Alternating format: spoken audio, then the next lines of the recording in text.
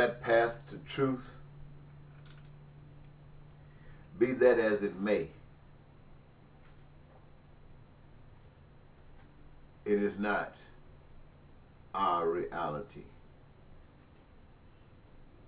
And what purpose would this message serve if it did not offer an opportunity for it to occur still, in spite of all else? And that is why this message has been brought, because the messenger also brings a message that you can come back. You are welcomed back. But in order for you to come back, you must be changed.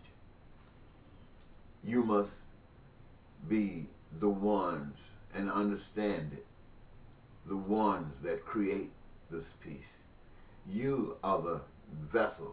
You are the channel whereby the spirit of love generates itself into all crevices of life. The world as we see it, we, the human race, have created this world. Whatever spirit led us, we did it. It brought us right where we are at today. And we're at a state where many of us, our whole lives, we've watched our parents, our grandparents, our great-grandparents go through the same pains and sufferings that we have gone through, even though we're supposed to have been progressing, yet the pains are still the same. And we ask ourselves daily, how can we get rid of these pains? How can we dispense of them and life begin to bubble as we've always dreamed them to be? I come to tell you, ladies and gentlemen, there is a way for life to be as bubbly as you want it to be. That life was created. It was created in basically existing principles that says that one human beings must be one unto others as they would have others to be unto themselves.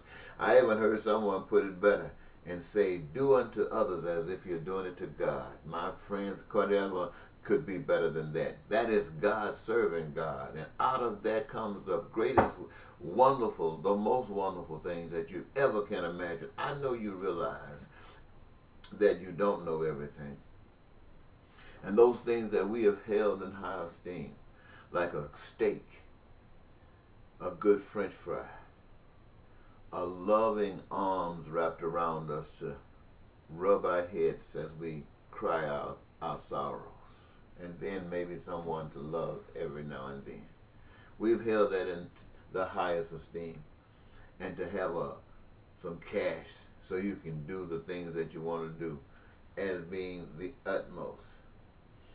And there's nothing wrong with that except how you live a life like that. A life founded on that is the mother of all of our lives as we see it today, and serves as the formulation of a desire to switch it and change it and get on the right path, a path of doing, a path of creating this world that we say we want. Now, what does that basically mean? That basically means this: the system that you live under will not permit this to happen. Not just Americans. Every system on the face of the earth was designed to keep this wonderful dream for each and every last human being, to keep it buried. And to use, by burying it, usurp the life that you should be enjoying for the interest of those that's having this hidden from you. And God wants you to know that. Here's the trouble now, ladies and gentlemen, that you do know. You know that you have a responsibility. God is not going to attack the people that's abusing you. That responsibility is in your hands. Now, some of you might think attack means to go at them and try to fight them.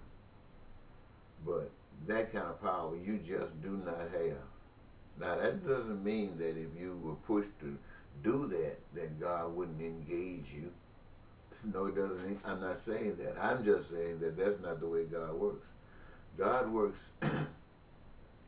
by bringing light to darkness,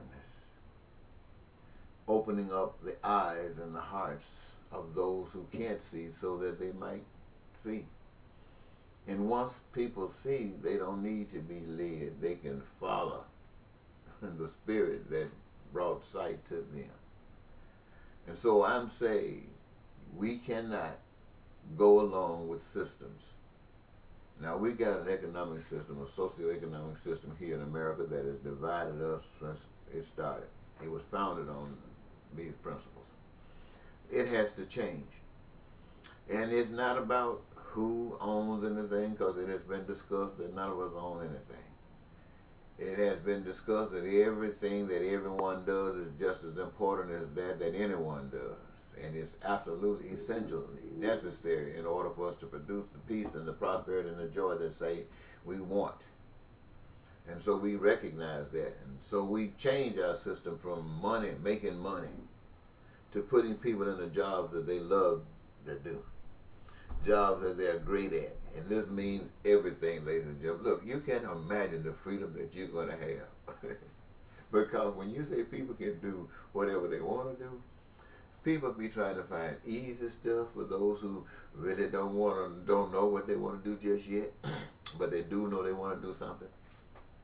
All the way to people who want to do great things, all in between. There are people who will fill those positions. And where you've been working so hard trying to survive the daily task of life, you'll find out that there are people whose career is founded on doing just those things for one another. And they love doing it because it brings you peace, it brings you the freedom, and it brings them the peace and freedom too, because somebody doing it for them as well. And all of the benefits of life, all of the benefits of the creative process belongs to all of us as a people, as children, as God. And we access it as we desire. And we don't have anything. I hear somebody talking about competing to the extent that it proves that somebody is superior to another and they're deserving more. No, that stuff does not exist in this kind of way of thinking. Now, since that doesn't happen, and I am saying that it must happen,